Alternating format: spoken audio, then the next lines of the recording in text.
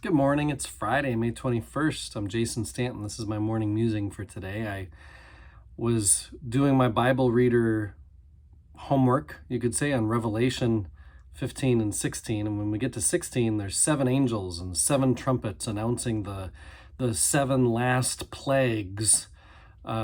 It's all very symbolic. It's apocalyptic. And so it's a story meant to reveal things about God.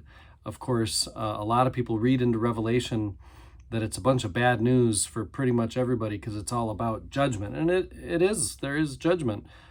But it's more good news about how the power of God is known through the Lamb of God.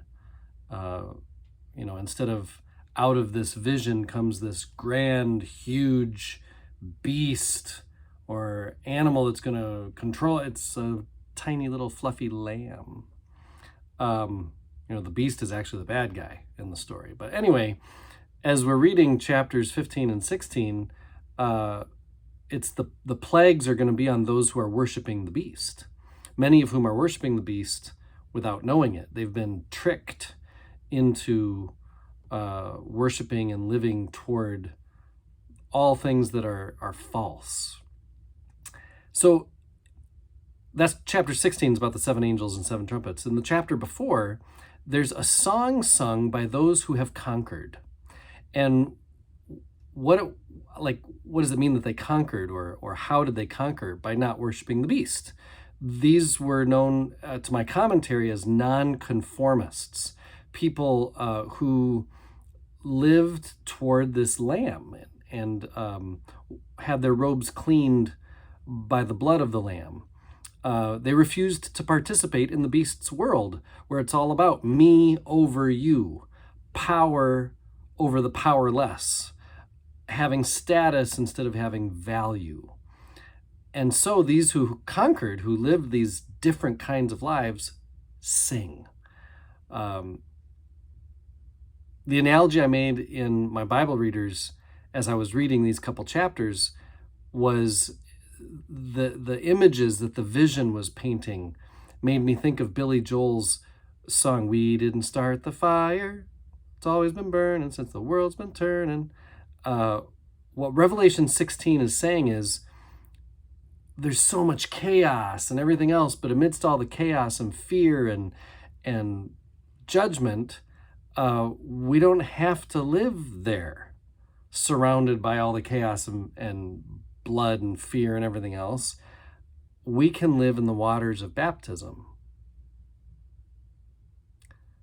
Instead of living in the chaos that feels like fire, which we didn't start, but which we so easily live into, we can live by the waters of baptism.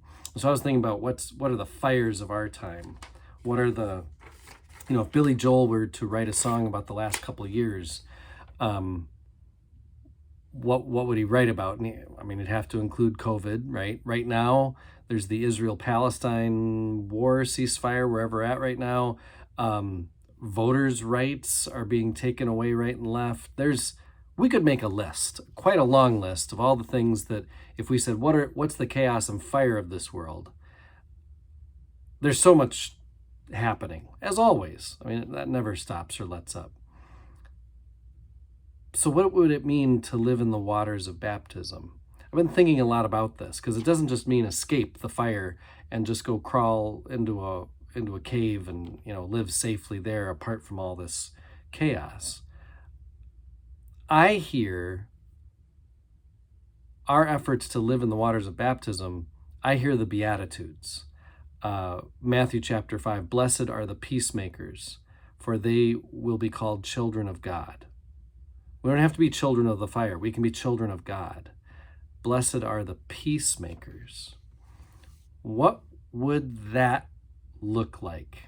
Seeking peace with our neighbors rather than seeking to argue, rather than seeking to simply be right for our own sake. What would it mean to actually listen to the person who completely disagrees with you about most everything,